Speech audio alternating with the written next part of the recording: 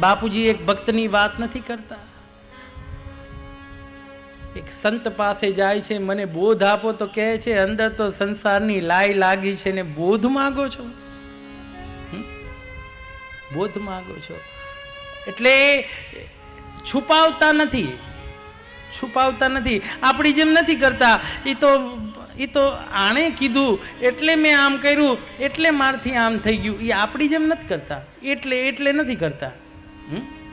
આપણે તો ભૂલોને ઢાંકવાનો પ્રયાસ કરીએ, બચાવ પ્રયુક્તિ શોધીએ કે ક્યાંથી બચાય, અહીંથી બચી લઈએ, અહીંથી બચી લઈએ, અહીંથી બચી લઈએ.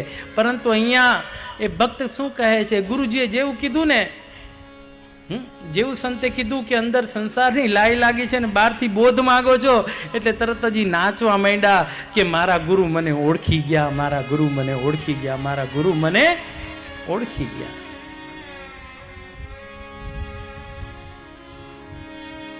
ગુરુ ઓળખી ગયા.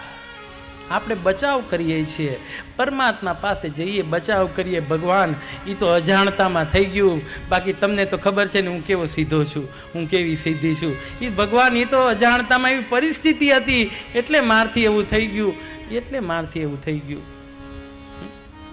નહીં તો તમે તો જાણો છો, હું દિવસ ને રાત તમારો જપ કરું.